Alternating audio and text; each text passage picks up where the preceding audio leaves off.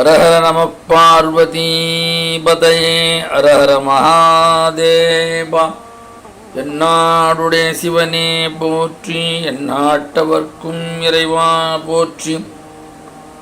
மாணிக்க வாசக சுவாமிகள் அருளிய திருப்பள்ளி எழுச்சி 4வது பாடல். இந்த 4வது பாடலிலே வழிபாட்டு முறைகள் அற்புதமாக சொல்லியிருக்கிறார். அது என்ன என்பதை பார்ப்போம்.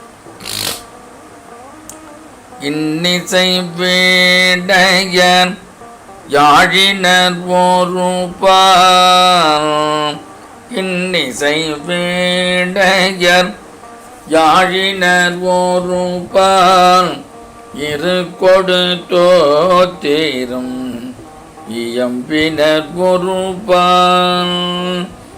இன்னிசை வேடையர் யாழினர் ஒருபால், இரு கொடு தோத்தேரும் இயம்பினர் ஒருபால். துண்ணிய பிணை மலர் கையினர் ஒருபால், தொழுகையர் அழுகையன் துவழ்கையர் ஒருபால். சென்னியில் அஞ்சலி கூப்பினர் ஒருபால், திருப்பெரும் தூரை ஊரை சிவபெருமானே. என்னையும் ஆட்கொண்டு இன்னருள் பூரியும் எம்பெருமான் பள்ளி எழுந்தருளாயே.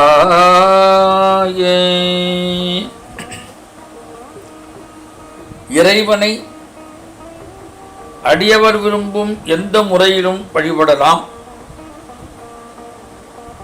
எந்த மொழியிலும் வழிபடலாம் என்று நமது முன்னோர்கள் இந்த வழிபாட்டு சுதந்திரத்தை நமக்கு தந்திருக்கிறார்கள். என்னுடைய வழிபாட்டு முறையே உயர்ந்தது, இறைவனுக்கு உகந்தது என்று யாரும் பறைசாற்றிக் கொள்ள முடியாது. ஈசனை நட்பு முறையில் அணுகினார் சுந்தரமூர்த்தி நாயனர். அதனால பரவேநாச்சியாரோடு அவர் ஊடல் செய்த போது இறைவனே தூதாக அனுப்புகிறார் சுந்தரர். அது அருணகிரிநாதர் அழகா சொல்றார். பறவைமனை மீதிலென்று ஒரு பொழுது தூது சென்று பரமனருளால் பலர்ந்த குமரேசா. அப்படி இறைவனும் மகிழ்ச்சியுடன் தூது சென்றான். ஆனால் சுந்தரருக்கு தூது சென்ற இறைவனையும் சுந்தரையும் வெறுத்தா ஏயர்கோன் கலிக்காம நாயனார். ஈசனை தூதாக விடுத்த சுந்தரின் செயலை அவர் வெறுத்தார். சுந்தரர் காண்பதையே பாவம் என்று கருதிவிட்டார். சிவபெருமான் கலிக்காமரின் கருத்து தவறானது என்பதை உணர்த்திட அவருக்கு வயிற்று வலியை கொடுத்தான். பிறகு சுந்தரின் பண்பட்ட உள்ளத்தை கலிக்காமர் அறிய செய்தான். பின்பு இருவரையும் நண்பர்கள் ஆக்கி அருளினான். ஆக பக்தியில் வேறுபாடும் பகமையும் புகழாது என்பதை இந்த இரு நிகழ்ச்சிகளும், சுந்தரமூர்த்தி நாயனார் நிகழ்ச்சியும் ஏயர்கோன் கலிக்காமர் நிகழ்ச்சியும் நமக்கு புலப்படுத்துகின்றன. அதை உலகுக்கும் சிவபெருமான் உணர்த்தினான். ஆனால் மாணிக்கவாசர் காலத்தில் இருந்த வேறுபட்ட வழிபாட்டு முறைகள் இந்த பாடலிலே சொல்லுகிறார். இன்னிசை வேடையர் யாழினர் ஒருபால், இரு கொடு தோத்திரம் இயம்பினர் ஒருபால். அப்படி அந்த திருப்பரந்துரை கோயிலுக்குள்ளே உள்ளே நுழைகிறார். அவர் கண்ட காட்சியை நமக்கு இந்த திருப்பள்ளேட்சியாக தருகிறார். ஆக இறைவனை வழிபாடு செய்வது, இசை மூலமாக வழிபாடு செய்வது என்பதற்கு உபாசனை என்று பெயர். நாதோபாசனை என்று சொல்வார்கள்.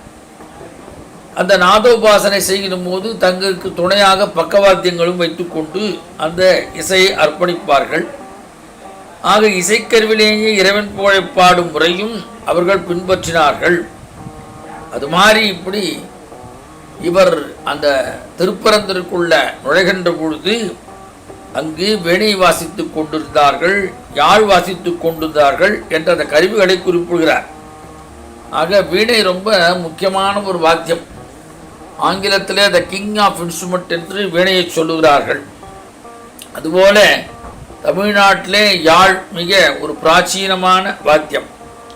ஆக இந்த வீணை எப்படி உருவாயிற்று என்று சொன்னால் அதை சிவபெருமான் தான் கண்டுபிடித்தான். அதாவது அம்பாள் தனது அந்தப்புறத்தில் அயர்ந்து உறங்கிக் கொண்டிருந்தாள். அப்போது சிவபெருமான் அங்கே நுழைந்தார். அம்பிகையானவள் தனது கையை மார்பகத்தில் வைத்தபடி உறங்கிக் கொண்டிருந்தால் உறக்கத்து வெளிப்பட்ட மூச்சுக்காற்றால் தேவியினுடைய அந்த மார்பகங்கள் விம்மின. அதனால் அம்பிகையின் திருக்கை அசைந்தது. அந்த அசைவினால் தேவியின் கையில் அணிந்த வளையர்கள் இனிய ஒளியை எழுப்பின. காமனை வென்ற ஈசனின் மனத்தில் அக்காட்சி கலனை மிக்க ஒரு சிந்தனை ஏற்படுத்தது. அந்த சிந்தனையின் செயலாக்கமே ஈசன் உருவாக்கிய வீணை. அதனால்தான் சிவபெருமான் அதை உருவாக்கினாலே வீணைக்கு ருத்ர வீணை என்றும் ஒரு பெயர் உண்டு. ஆக அந்த வீணையை இப்படி அம்பாளுடைய மார்பகளை போன்ற குடம் அமைத்தான். தேவியின் திருக்கரம் போன்ற தண்டை இணைத்தான். அன்னையின் கை நரம்புகள் போன்ற தந்திகளை கட்டினான். இப்படி வீணையை உருவாக்கி விட்டான். தான் உருவாக்கிய வீணையை முதல்ல மீட்டு இசைத்தனும் சிவபெருமான். அதனால்தான் தட்சிணாமூர்த்தி கோலத்தில் பல தட்சிணாமூர்த்தி கோலம் இருக்கிறது. அதில் வீணா தட்சிணாமூர்த்தி ரொம்ப பிரசித்தமானது. அப்புறம் ஈசன் நாரதர் தும்புரு முதலானவர்களுக்கு இசை நுணுக்கங்களை உபதேசித்து அருளினான். தான் உருவாக்கிய வீணையை பெருமான் தன் சகோதரியான சரஸ்வதி தேவிக்கு அன்பளிப்பாக கொடுத்து விட்டான். அந்த வீணைக்கு பெயர் கச்சபி என்பது. அந்த வீணை அதுதான் கலைமகளின் கருத்தை அலங்கரிக்கிறது.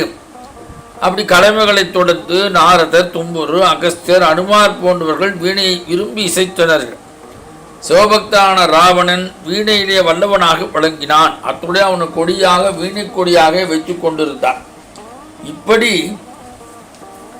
இந்த வீணை அங்கே ஒரு பக்கம் வீணையை வாசித்து கொண்டிருக்கிறார்கள். அந்த திருப்பரந்துறையிலே ஒரு பக்கம் யாழை வாசித்து கொண்டிருக்கிறார்கள்.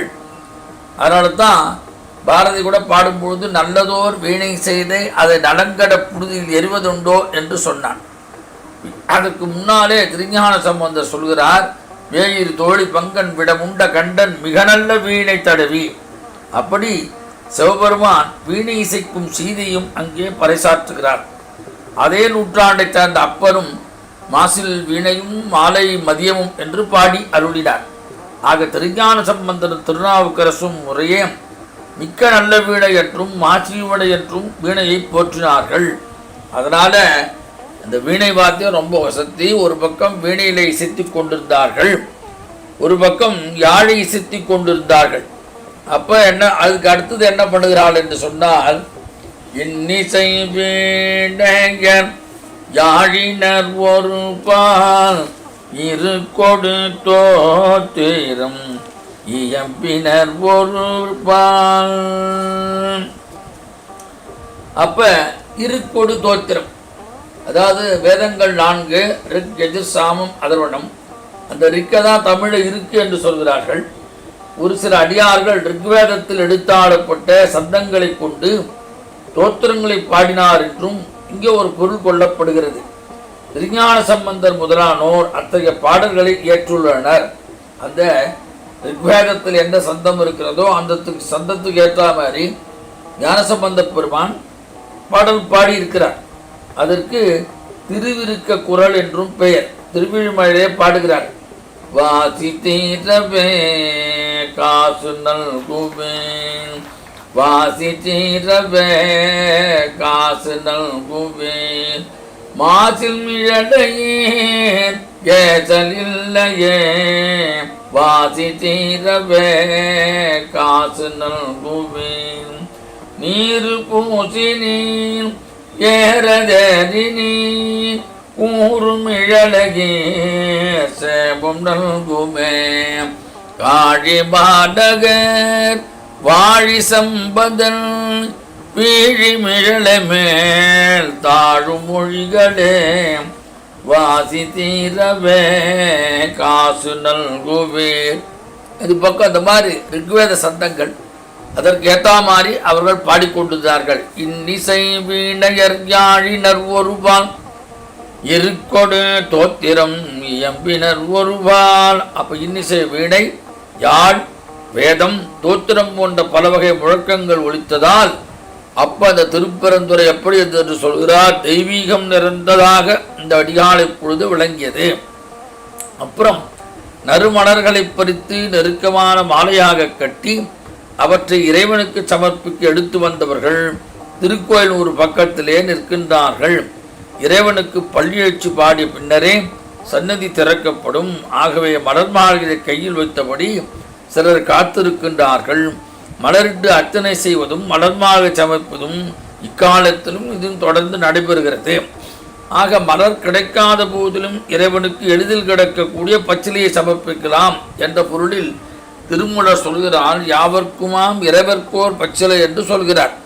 ஆக அந்த இறை வழிபாடு எளிய வழிபாட்டிற்கு ஒரு முறையும் இங்கே திருமூலர் சொல்லியிருக்கிறார். இன்னொரு அடியார் என்ன பண்ணுகிறார் என்று சொன்னால், துண்ணிய பிணை மலர் கையினர் ஒருவாள். துண்ணிய என்று சொன்னால் நெருக்கமாக, பிணைமலர் என்று சொன்னால் சேர்த்து கட்டிய மாலை, அத்தகைய ஒரு வழிபாடு. இன்னும் ஒரு சிலர் என்ன பண்ணுகிறார்கள், தொழுகையர் அழுகையர் அப்படின்னு என்று சொல்கிறார். அதாவது அன்பினாலே இறைவனை தொழுபவர்கள். பக்தி மேலிட்டால் சிலர் விம்மியும் கண்ணீரில் அப்படியே அவர்களுக்கு விம்மி கண்ணீர் வடுகிறது உண்டு. அதே பக்தி மேலிட்டால் உடல் தோன்று நிற்பவர்கள் தொழுகையர் அழுகையர் தொழுகள் என்று ஒரு ஓசைநேக்கு இலக்கியத்தோடு இங்கே மணிவாசகர் நமக்கு சொல்லித் தருகிறார். ஒரு சுவையான விஷயமாக அது. அடுத்ததாக சென்னியில் அஞ்சலி கூப்பின ஒருவாள். சென்னி என்று சொன்னால் தலை. சில அடியார்கள், இறைவனே உன் திருவடியே சரணம், என்னாலாவது ஏதும் இல்லை என்று அந்த சரணாகதி மனோபாவத்திலே தங்கள் கரங்களை தலைமையில் கூப்பி சில அடியார்கள் தூது கொண்டிருக்கிறார்கள். ஆக நமது தலையில் துவாதசாந்த பெருவடி என்னும் சகசிராகாரத்தில் இறைவன் திருவடி பொருந்தித்து பாவித்து தலைமேல் கரங்களை தூக்கி கொள்வது ஒரு மரபாக இருக்கிறது. ஆக மனம் மொழி மெய்களால் பல வகையான வழிபாடுகளை இயற்றும் அடியார்களை மணிவாசகர் காண்கிறார். அவர்களுக்கு இடையில் தம்மையும் ஆண்டு கொண்டு இன்னருள் செய்த திருப்பெருந்துறை சிவபெருமானின் தனிப்பெரும் கருணையை எண்ணி வியந்து பாராட்டுகிறார் மணிவாசகர். ஆக தமது பக்தியே உயர்ந்ததென்று எண்ணும் குறுகிய மனோபாவம் மாணிக்க வாசக பெருமானிடத்திலே இல்லை. திருக்கோயிலுக்கு வந்த அத்தனை வகை அடியார்களின் பக்தி உணர்வையும் போற்றி ஈசன் பள்ளி எழுந்தருள் வேண்டுகிறார். ஆக இலக்கியங்கள் காலக்கண்ணாடி என்பார்கள் சிலர். இப்பாடல் அக்கருத்துக்கு ஒரு எடுத்துக்காட்டாக இந்த பாடல் இந்த அளவிலே நிறைவு பெறுகிறது.